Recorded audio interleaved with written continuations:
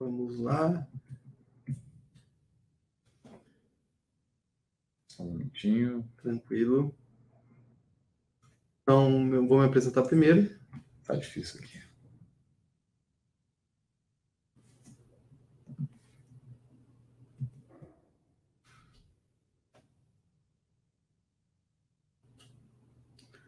Meu nome é Eduardo Mira. Eu sou responsável pela engenharia de aplicação da Mitsubishi da divisão CNC. Sou engenheiro da computação e tenho stricto sensu pela FEC Unicamp. Os meus contatos estão aí embaixo, e.mira@mitsubishielectric.com.br.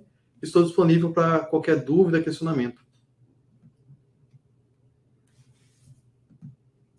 Bom, eu sou o Bruno Iorio, eu sou especialista da parte da automação industrial, né?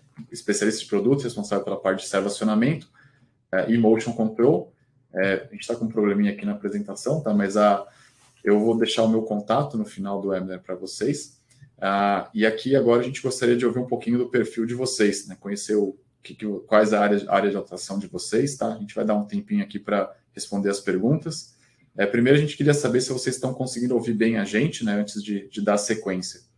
A moderadora, a Dulce, ela vai mandar uma enquete fazendo as perguntas. A primeira delas vai ser sobre a qualidade do som, tá? Só uns minutinhos para a gente poder verificar.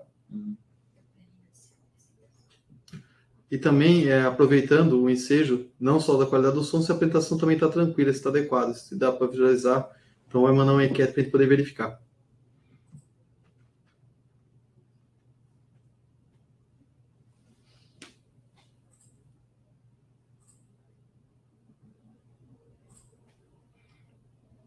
Ver que o pessoal está conseguindo, a maioria está conseguindo nos ouvir.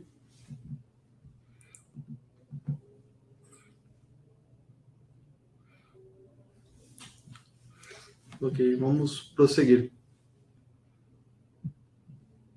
Agora vamos perguntar um pouco do perfil de vocês, para a gente conhecer um pouco. A Luciane fará uma enquete para saber o perfil, se é integrador, fabricante, e entre outros.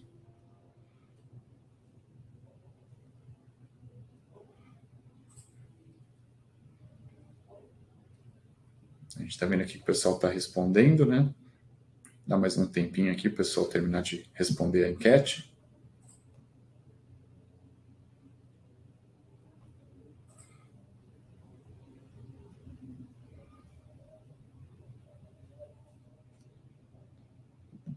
Bom, beleza.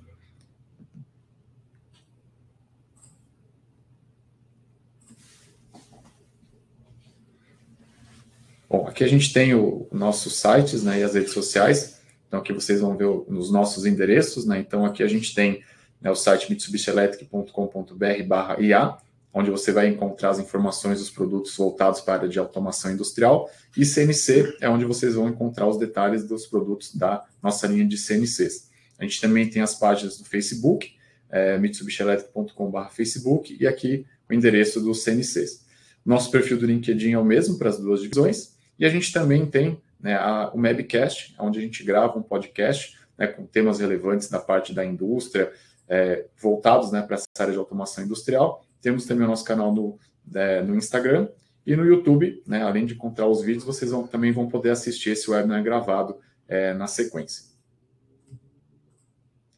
Temos aqui a nossa plataforma de treinamentos online, né? Então essa é uma plataforma, por enquanto tem os produtos da IAD, né? Então a parte de automação industrial com CLPs, HMs, inversores, a linha de servos.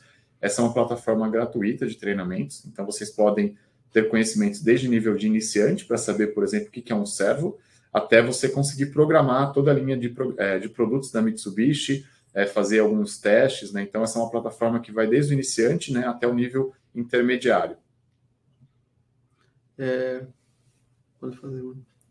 Bom, esse aqui são algumas informações da nossa empresa, né? Então a Mitsubishi é uma empresa centenária, né? Ela foi fundada em 1921, a nossa matriz fica em Tóquio, né? E aqui só algumas informações com relação à parte de faturamento, né? Uma empresa que faturou no ano passado 36 bilhões de dólares, né? Estamos presentes em 40 países com mais de 145 mil funcionários. Eu gostaria de explicar o portfólio da Mitsubishi Electric no Brasil, tá? Então, nós temos umas vertentes de automação e industrialização, com CLPs, EHMs e software de programação supervisório, acionamentos, inclusive o Bruno é especialista na parte de acionamentos, que é servos, corrente alternada, motion controls, que é um dos assuntos que nós vamos falar hoje, inversores de frequência e robôs industriais. Na parte de controle e baixa tensão, nós temos disjuntores e baixa tensão, partilha de motores, multimedidores e dispositivos de software para gerenciamento de energia. E na minha divisão, que é mecatrônica, nós temos o CNC, que é o comando numérico computadorizado, máquinas de corte a laser e heterorosão, QDM. Então, legal. Vamos iniciar aqui, né, da parte de motion, né? Então, eu gosto de fazer uma introdução para quem não conhece, né, o termo motion control, né? Então, a área de motion, ela é uma área dentro da automação que ela é responsável pelo controle de movimento das partes móveis da máquina, tá? Então, o motion control, né, ou motion, servo-acionamento, ele é composto por um conjunto de itens, né, onde a gente tem a parte do servomotor, né, que é o que vai converter, né, a energia elétrica em energia mecânica, né, através do movimento de rotação, e é ele que vai estar acoplado numa máquina, né? Então, ele vai estar, por exemplo, no fluxo de esferas, numa engrenagem, numa polia, e ele que vai dar movimento à máquina. E o servomotor, né, ele possui um encoder, que é um dispositivo eletrônico, que vai pegar os dados de posição e velocidade e vai mandar para o servoamplificador ou servodrive. Então, o drive é o que vai fazer o controle elétrico, ele que vai mandar tensão e corrente para o motor e vai pegar as informações do encoder para poder fazer o controle de posicionamento. E a gente tem aqui o controlador, que é o que vai fazer o controle de 2 ou mais eixos, né, da maneira de você sincronizar eles, fazer um câmbio eletrônico, fazer o movimento. Então, a gente consegue separar o motion, né, nessa estrutura, onde temos o controlador, né, que seria um CLP mais uma CPU de motion, né, um módulo de motion, o servoamplificador e o servomotor. Falar um pouquinho da história, né, da evolução, da Revolução Industrial, né, que foi daí que surgiu, né, toda a parte de automação que a gente tem hoje, né? Então, a primeira Revolução Industrial, ela usava a máquina a vapor, né, como energia motriz, né? Então, foi justamente para quê? Para que você pudesse aumentar, né, a capacidade de produção e a precisão e rapidez, comparado antes com o trabalho puramente manual, tá? Então, utilizava-se, né, como fonte de energia o vapor, né, justamente para substituir a energia muscular, né, manual, né, e a parte hidráulica, onde tinha os moinhos, né, que eram controlados por rios, né? Então, começou-se a deixar algo mais portátil, né, digamos assim, e aumentando mais a produção. Na segunda Revolução Industrial, aí já foram as máquinas elétricas, né, foi onde começou a se difundir o motor elétrico, né, e o que a gente tem como grande case é a parte das linhas de montagem, né, junto com o Fordismo e a produção em larga escala. Então, foi aí que a gente começou realmente a industrializar, né, o mundo, né, através dessas linhas de montagem e utilizando a energia elétrica, né, como força motriz, e começou-se a ter alguns controles de forma mais simples através de relés. Tá? Então, essa foi a base da terceira Revolução Industrial, que foi através, né, da computação e da eletrônica, né, que foi daí que começou a surgir toda a automação. Né? Então, a gente tem aqui como marco, em 1968, né, a criação do primeiro controlador lógico programável, né, nosso CLP, e a partir daí, né, a gente conseguiu fazer essa programação de uma forma dinâmica e eletrônica, que foi originando, né, alguns dispositivos, e aí que a gente consegue entrar com um controlador de movimento, né, um motion control, a partir do desenvolvimento do CLP. Com relação à parte de controle de movimento, né, a gente consegue, com os nossos controladores, fazer alguns tipos de controle. Os mais comuns, né, controle de posição, onde eu vou determinar um movimento da máquina, né, pode ser o movimento de um eixo, 2 eixos sincronizados ou não. E a gente também tem como fazer controle de velocidade e controle de torque, né? O servomotor, a gente utiliza em algumas aplicações onde eu preciso manter uma velocidade constante, né? Ou eu tenho variações de velocidade, mas eu tenho que ter uma precisão nessa faixa de velocidade, ou até mesmo para fazer um controle de torque, né? Como, por exemplo, aqui numa bobina. Então, eu posso usar o servo, né, para fazer um controle da tensão do material, evitando que ele se rompa, por exemplo. Com relação à parte de posicionamento, né, a gente tem aqui o posicionamento simples, que é quando o servomotor ele vai movimentar a carga até uma posição desejada, né? Então, para isso, a gente vai determinar qual que seria a posição, né, ou a distância que essa carga vai se movimentar, e a gente vai definir velocidades e as rampas de aceleração e de desaceleração. Tá? Então, esse daqui seria o tipo de controle mais simples que a gente pode fazer com o servomotor. Né? Então, por exemplo, aqui a gente tem a posição atual, né? Eu vou dar um valor de comando, né? Aqui a gente está trabalhando com coordenadas absolutas, né? E aí ele vai para uma posição final. Tá? Então, um posicionamento simples, né? bem comum da gente encontrar com a linha de servos. A gente tem aqui os controles de sincronismo, né? Onde eu vou ter o movimento de um eixo seguidor, né? Que vai ser determinado pelo deslocamento de um eixo mestre. Né? Então, esse aqui, ó, a gente tem muitos tipos de máquina, né? Como, por exemplo, em máquinas de embalagem, onde eu tenho vários eixos com servo, e eu preciso definir, né, quem que vai ser o meu mestre. Né? E a partir desse mestre eu consigo sincronizar diversos eixos seguidores. E na parte de motion, a gente pode trabalhar com diversos tipos de mestre. Pode ser tanto um mestre real, como um eixo físico da máquina, pode ser um encoder externo, né, que vai pegar alguma referência, ou a gente pode criar um eixo virtual, né, que seria um mestre virtual, que ele que vai referendar todos os outros eixos. E um outro controle utilizado na parte de motion é o CAM eletrônico. Tá? Então, ele vai usar uma curva de CAM, né, como referência para você ter um movimento num eixo seguidor. Tá? Para quem não conhece, né, o CAM eletrônico ele surgiu do CAM mecânico, né, que é onde você tem um disco, né, com um formato diferente, e através de um movimento rotativo, em determinados pontos eu tenho um movimento linear. Então, essa relação de sincronismo a gente consegue fazer eletronicamente, né, através do motion, através dos nossos softwares, e isso daí é muito utilizado também em diversos tipos de máquinas, né, na parte de embalagem, de envase, né, entre outras aplicações. E como é que é feita a programação do motion? Né? A gente tem, dentro da arquitetura, a gente vai utilizar a CPU do CLP, que é onde vai fazer toda a parte de processamento das lógicas da máquina, intertravamento, leitura de entrada digital, acionamento de saídas digitais, leitura de entradas analógicas. Então, toda a lógica da máquina ela fica na CPU do CLP, e a gente tem uma parte uma outra CPU, um outro módulo, que é onde a gente vai programar as informações do motion. Tá? Então, se eu vou fazer um sincronismo, um CAM eletrônico, então eu tenho uma área dentro desse módulo, né, aqui a gente está usando os módulos de Simple Motion, né, que é para fazer um controle mais simples, com bastante recurso, né, uma programação mais simples, e aí dentro do meu CLP eu vou chamar essas funções de motion que estão associadas a esse módulo. Então eu vou fazer tudo num ambiente único, né, de programação, tanto a lógica da máquina quanto a programação do motion em si, ele é feito nessa CPU do CLP. E aí, né, falando da arquitetura em si, né, de uma máquina com motion, a gente vai ter o próprio CLP, né, que é onde a gente vai ser responsável pela lógica.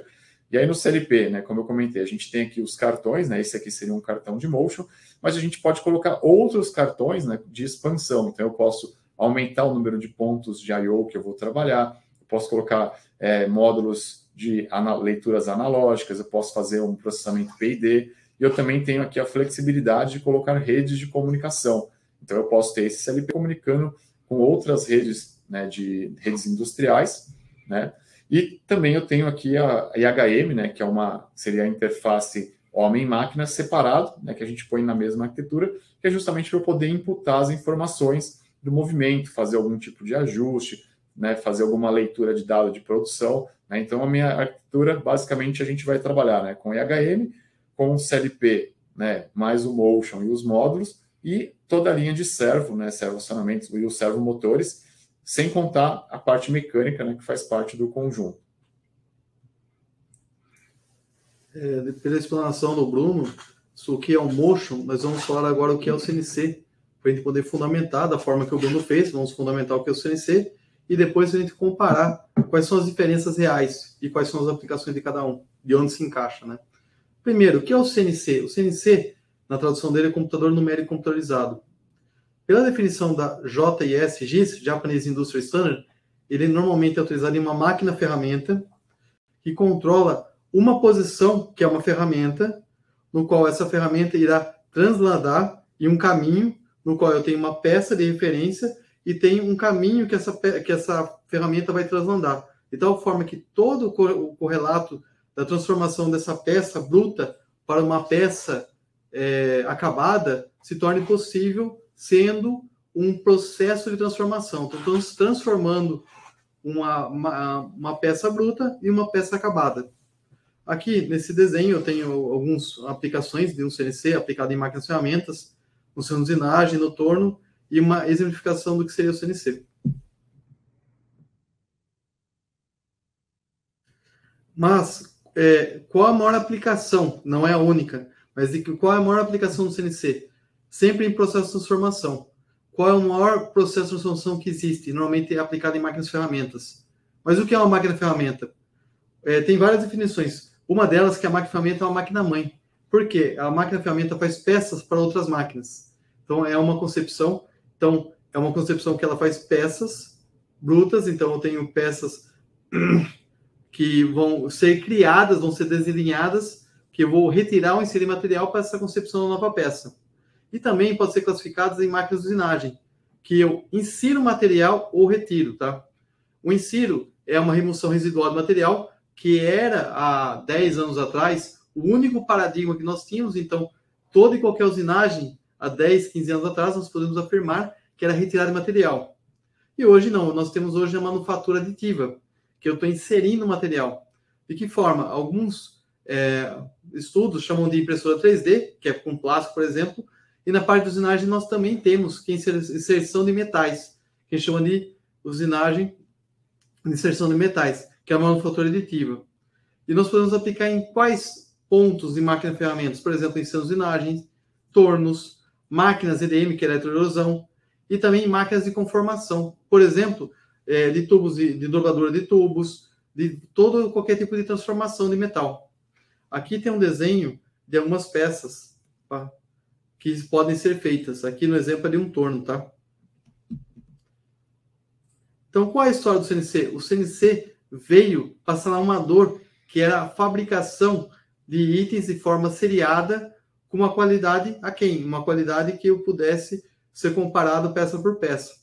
Então, no passado, principalmente do advento das revoluções que tiveram e também da Segunda Guerra, do qual que precisou-se fabricar mais peças, vamos falar assim, para armamentos e outras coisas, de forma seriada, com volume muito maior e uma qualidade aceitável.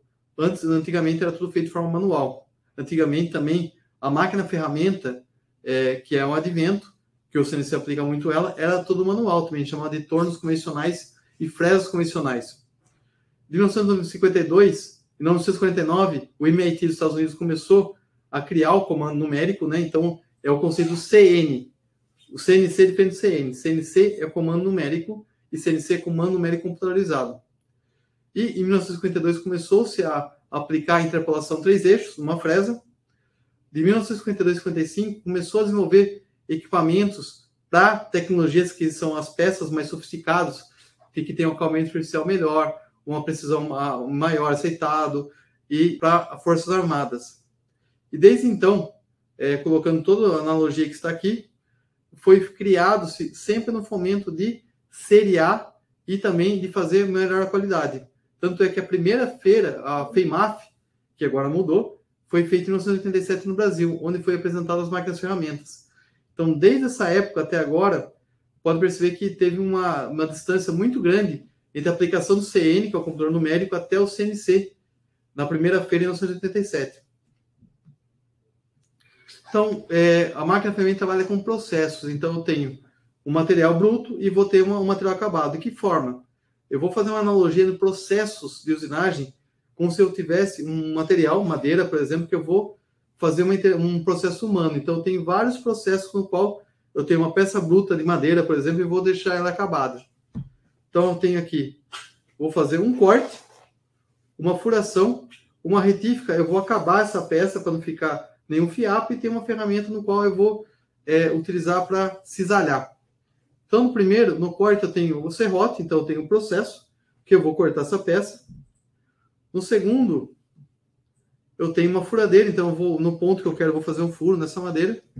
No terceiro, eu tenho uma lima, no qual eu vou tirar essa rebaro na peça. E no quarto, eu tenho um martelo, no qual eu vou usar como ferramenta para poder fazer toda a parte de transformação do cisalhamento. Então, para todo o processo, mesmo em forma manual, eu consegui elencar em forma de processos, no qual o CNC hoje faz todas as partes processuais desse conceito. É lógico que isso aqui é lúdico, só para entender o conceito de processos, onde eu tenho corte, furação, retífica e cerramento, que são processos. Então, para cada material bruto, até ser acabado, eu tenho uma lista de processos, no qual o CNC controla de forma dinâmica isso e programada. Quais são as características do CNC? Então, é mover uma ferramenta a um caminho-alvo, que é a peça-alvo para mim. Então, eu tenho todo um perfilado, no qual eu tenho uma peça, por exemplo, que eu estou na minha mão, no qual ele vai perfilar e vai fazer o acabamento dessa peça. Eu posso ter vários, então, um CNC controla eixos interpolados. Mas uma coisa, eu posso ter um CNC que tenha 10 eixos, mas quantos eu movimento essa ferramenta de forma simultânea? Então, uma coisa do CNC é quantos eixos eu posso interpolar e quantos eu posso interpolar simultaneamente. O que seria interpolar simultaneamente? A ferramenta mover todos os eixos até o destino da peça. No nosso, então, eu tenho interpolação 3 eixos simultâneos, 4, 5 eixos, que as máquinas mais complexas hoje são 5 eixos interpolados simultâneos, e a nossa linha em 1850 pode controlar até 8 eixos simultâneos, que é uma quantidade muito alta para uma manufatura de máquina-ferramenta. Então, toda a transformação que eu tenho de uma peça bruta para uma peça acabada é estrutura de processo. Eu tenho que, para retirar o material, eu tenho que ter rotação de peça ou de ferramenta. Então, para eu poder cavocar e retirar o material, ou é a peça que se move, ou é a ferramenta. E para isso, eu tenho que ter sincronismo entre o fuso, que seria o spindle, né? Que seria onde a ferramenta está, onde a peça está, com o servo que eu estou fazendo o avanço da peça. Então, eu tenho sincronismo por avanço. Então, enquanto a peça está rodando, eu tenho que controlar o avanço. E também, imagine que a peça está rodando, eu estou retirando uma parte da peça aqui. Então, se eu estou girando a peça, eu estou tendendo ele à linha de centro. Então, na física, todo elemento que eu tendo à linha de centro, de movimento, o ponto de centro é a teoria dos limites, né? Então, eu tenho um limite tendendo ao infinito. De que forma? Que a velocidade de centro sempre tende à velocidade máxima, então tende ao infinito.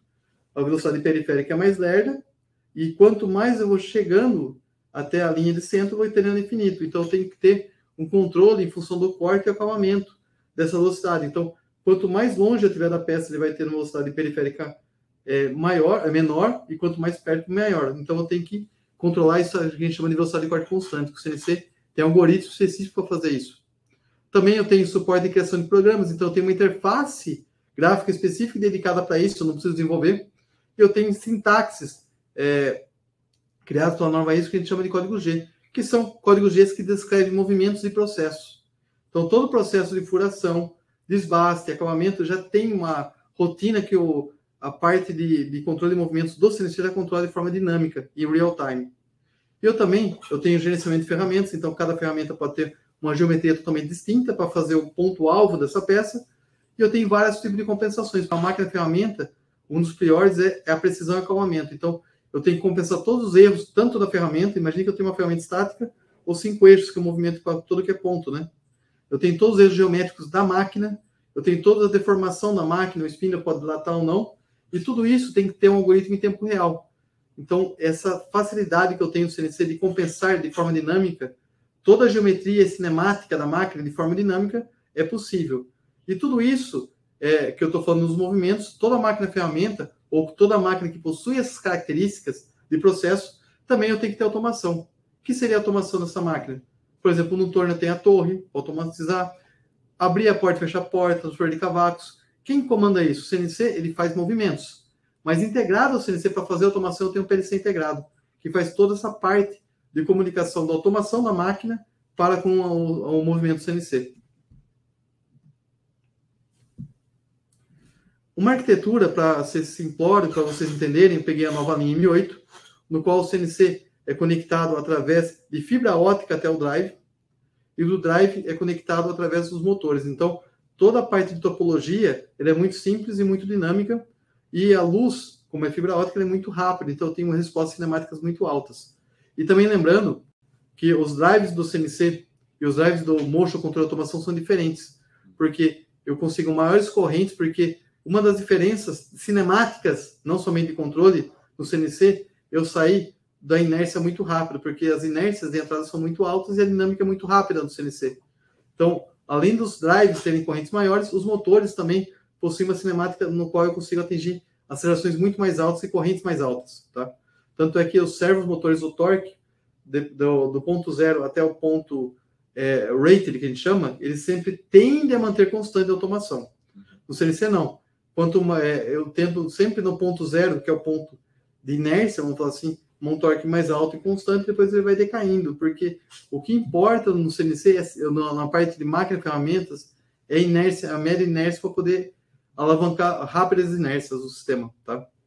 Tanto é que o CNC também, o recurso mínimo de encoder é 1 milhão de pulsos. Até eu brinco, por que tanto pulso a gente precisa? É a precisão? Não é, tá? A gente precisa de tanta quantidade de pulso para poder fechar a melhor malha possível, para ele poder controlar a melhor aceleração possível em menos tempo. E também, todo sistema cinemático tem uma ressonância de vibração. Não tem milagre. O CNC Mitsubishi diminui a vibração? Sim e não. Por quê? Não é que ele diminui a vibração, mas ele consegue atenuar e controlar melhor as vibrações. Por causa da quantidade de pulso, consegue fechar melhor a malha. Aí a pergunta que não quer calar, minha e do Bruno que está aqui do lado. Com essas características, tanto do Motion, do CNC, qual é a diferença do CNC versus Motion Control? Eu com o Bruno fizemos uma enquete, tá? Que o Bruno começa com o Motion, começa com o CNC, e a gente começa a debater juntos para ver as diferenças. Pode começar, Bruno. Então, onde que normalmente a gente usa a parte de Motion, né? Então, a gente usa muito em máquinas com processos sequenciais.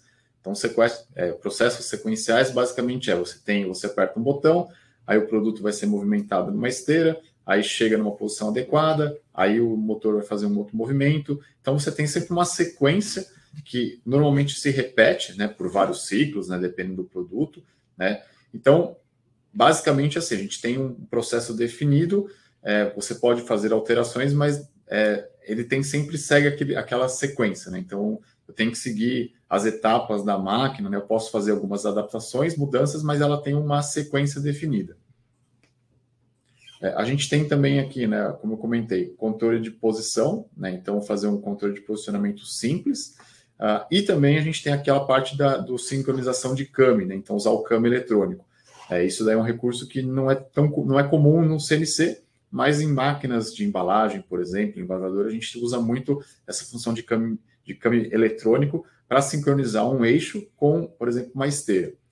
E a gente também tem a função de poder sincronizar o movimento através de uma referência externa. Então, essa referência externa, ela pode ser tanto um encoder, né, que não está no eixo do servo, mas está numa outra esteira, que muitas vezes ela é tocada por um inversor de frequência.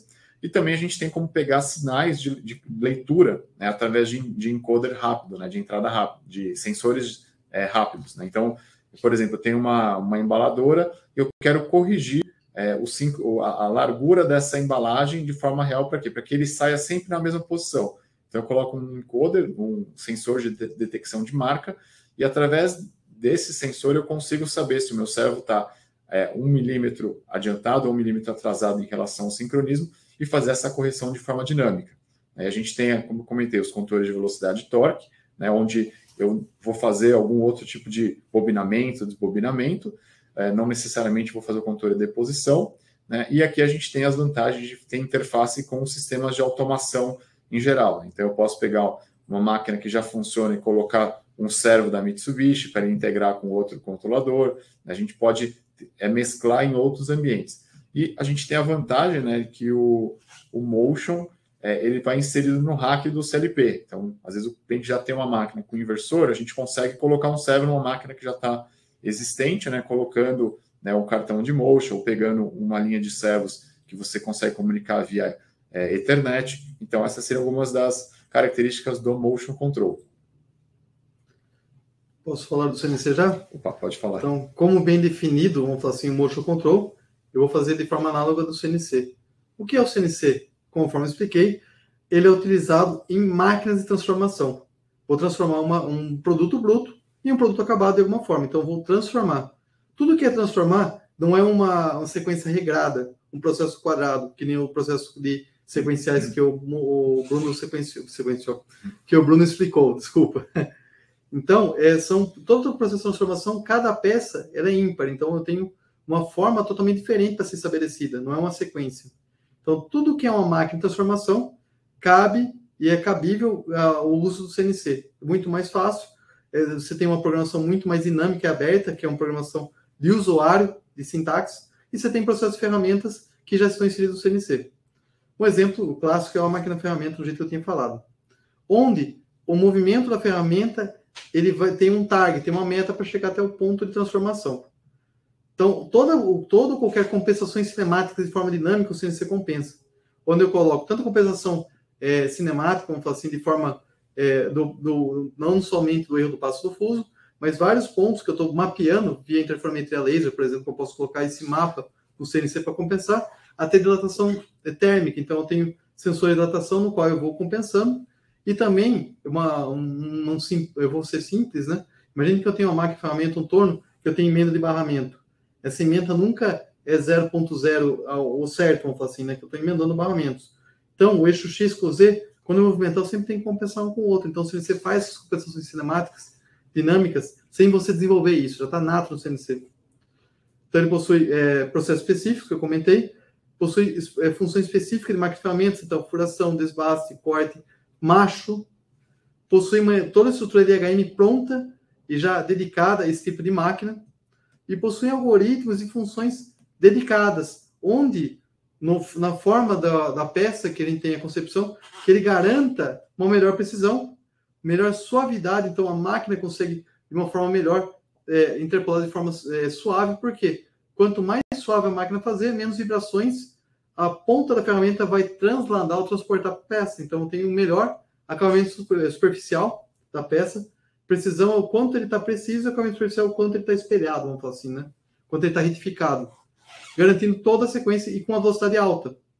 Então, é a diferença que a gente queria mostrar para vocês, tá? Onde se aplica o Motion, que é em processos sequenciais, e o CNC em máquina de transformação, no qual eu não tenho uma sequência, eu tenho que criar para cada peça uma forma distinta para poder se transformar essa peça.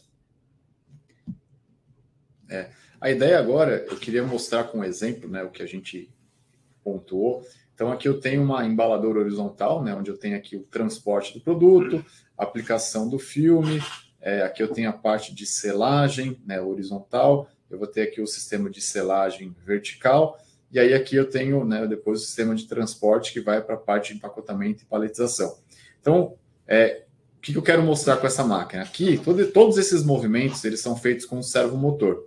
Só que, diferente de uma máquina CNC, esses movimentos eles são sequenciais. Então, eu tenho sempre um servo fazendo aquele mesmo movimento, que é numa esteira, o outro servo, ele vai fazer aqui o sistema de corte.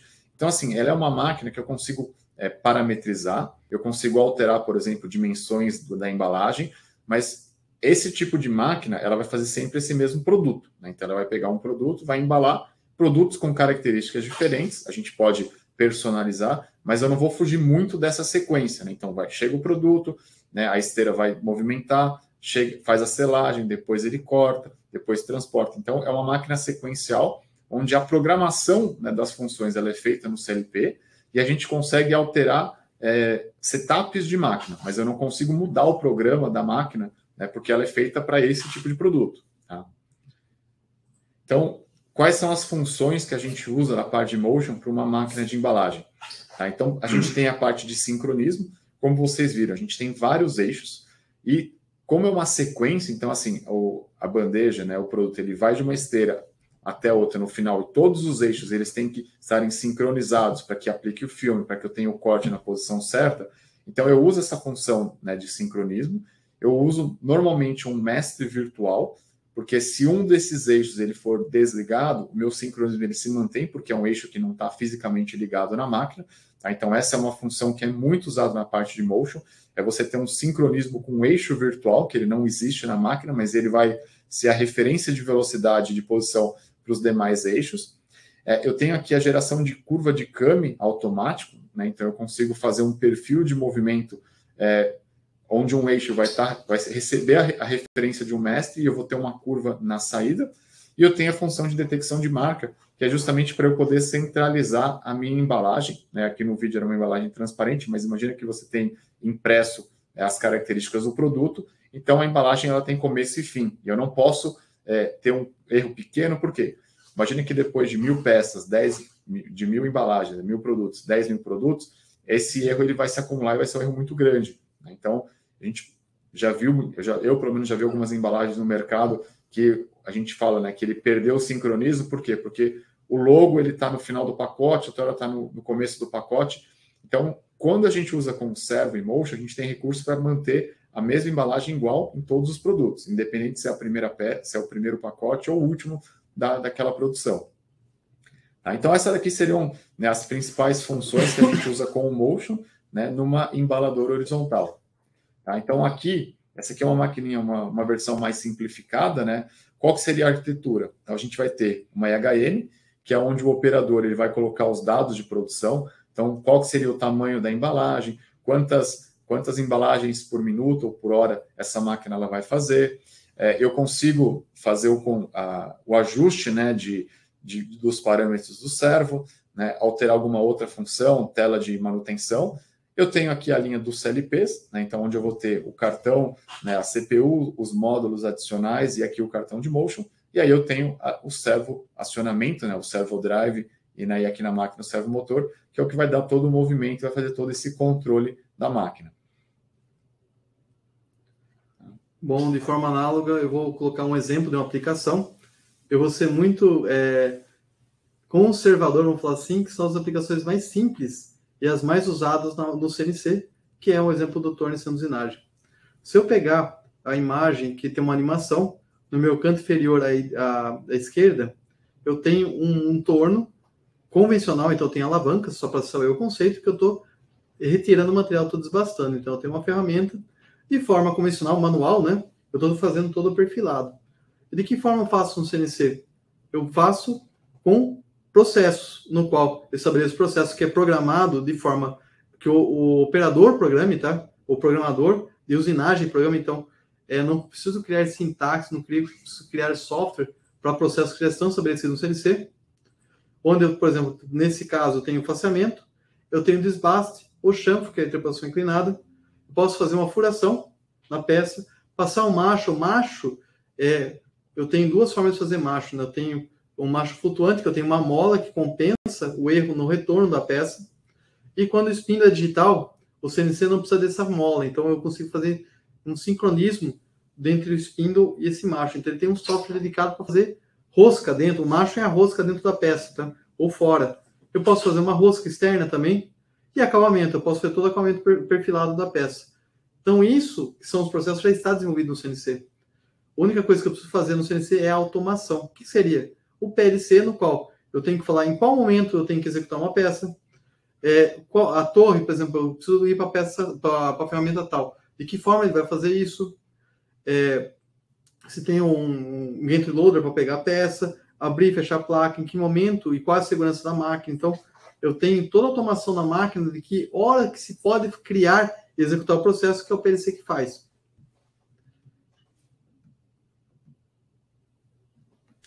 Também, um exemplo bem simples, que é o seno-usinagem. Então, eu falei torno, que são dois eixos, de forma mais simples, né?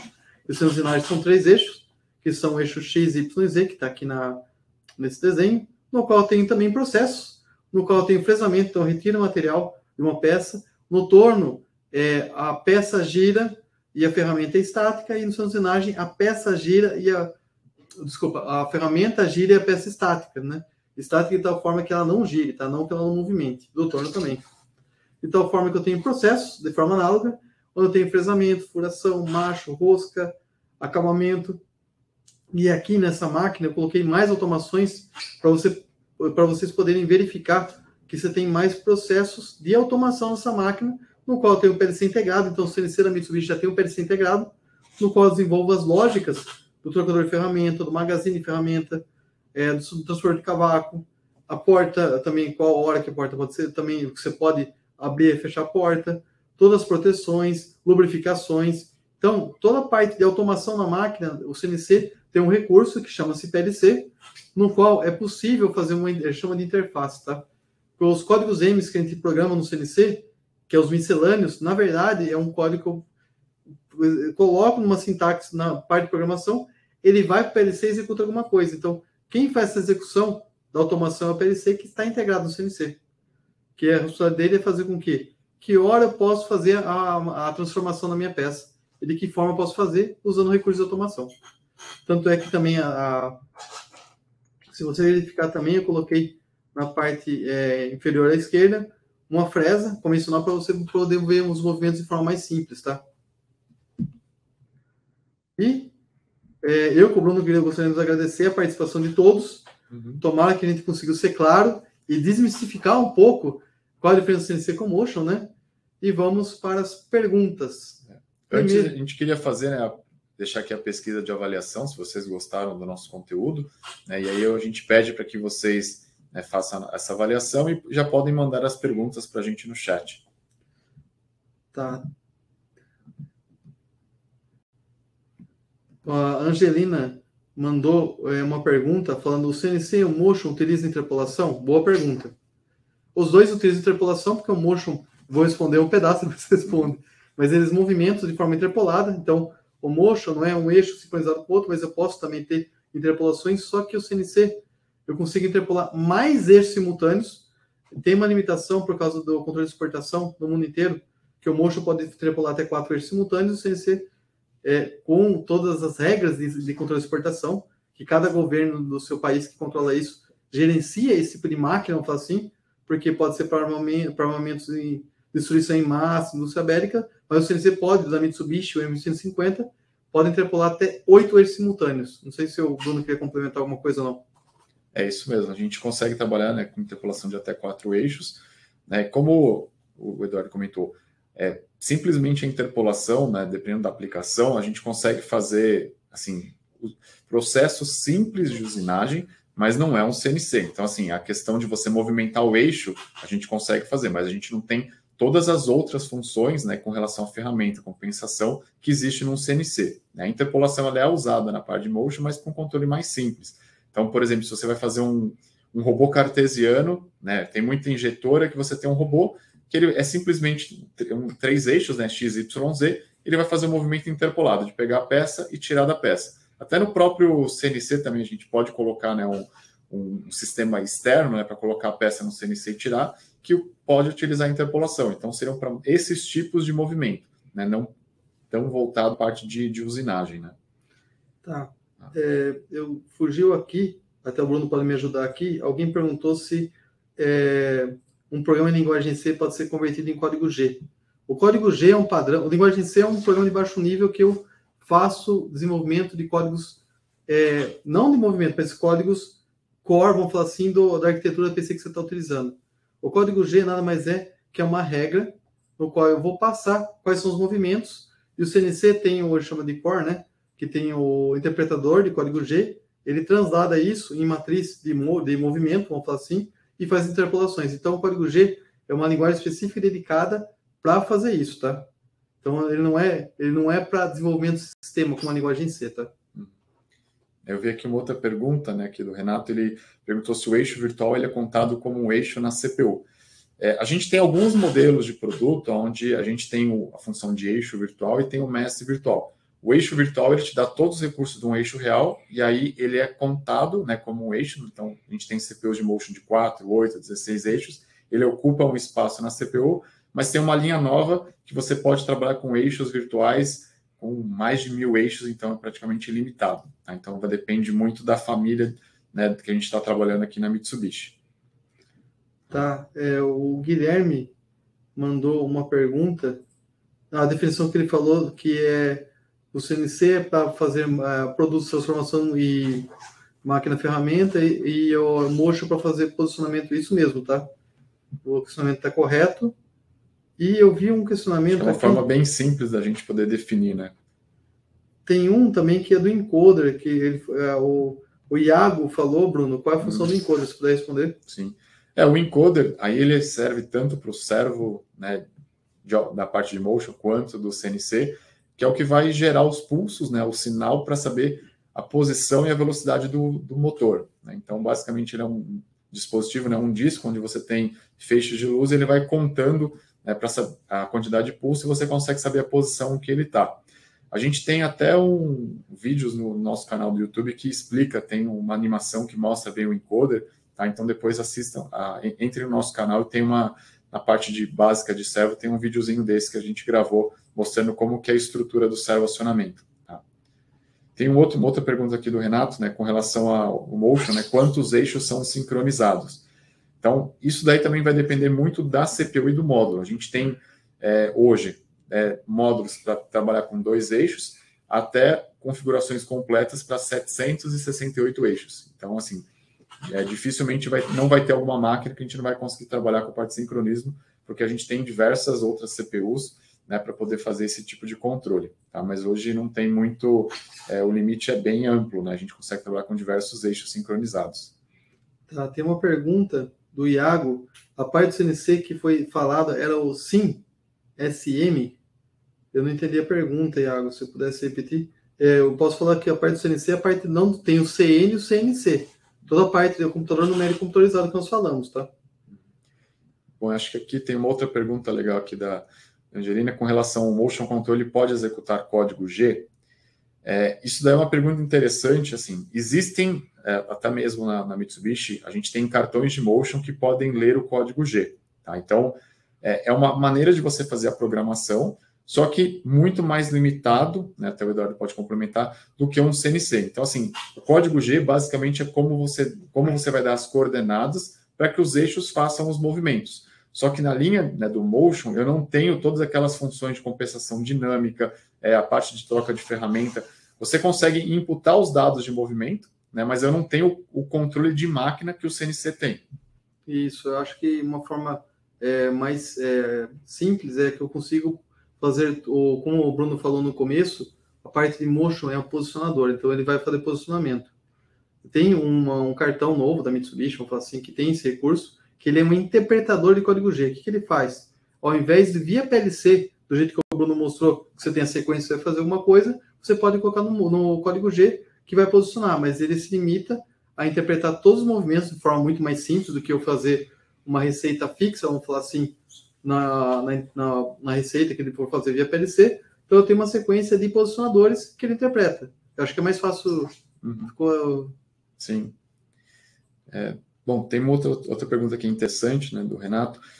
No Motion, como é feito o controle na CPU? Ele usa o feedback do encoder mestre e a partir disso calcula o escravo, por exemplo, o gear in, gear out, e a CPU controla o mesmo scan da CPU, né? Então, assim, se eu entendi a pergunta, né, hoje como é que é feito? A gente, na linha de Motion, a gente também trabalha com fibra ótica, né? Então isso você ganha muito em velocidade, não tem interferência. Então, o Motion, ele vai pegar os dados de encoder, né, o motor vai estar ligado no amplificador e o amplificador manda essas informações através da fibra ótica. E aí, através disso, né, eu tenho um processamento dedicado para o Motion, que é onde ele vai pegar essa informação do mestre, né, pode ser tanto um mestre real quanto um mestre virtual, e aí ele vai fazer o controle, né, então ele vai fazer essa relação, né, que é a parte de engate, né, de gear in, gear out, né, que são os blocos de PLC Open, e ele vai jogar a posição para o eixo escravo. Né? Então, tudo isso é processado na mesma CPU, né, do CLP, quando a gente usa os módulos de Simple Motion, e a gente tem os módulos de Motion Controller, a função é a mesma, só que aí é uma CPU dedicada. Então, quando eu tenho muitos eixos, né, que nem eu comentei, os 700 e poucos eixos, aí já são 3 CPUs dedicadas, onde eu tenho o processamento feito dentro dela. Quando são, por exemplo, 8, 16 eixos, aí a gente tem uma CPU que o processamento é compartilhado entre o CLP e o Motion. Tá? Mas o scan é o mesmo, né, de uma forma geral, né? Nesse caso é o mesmo. Quando a gente trabalha com 2 CPUs, os scans são assim, sincronizados, são né? sincronizados. Eles são sincronizados, mas cada CPU tem o seu processamento.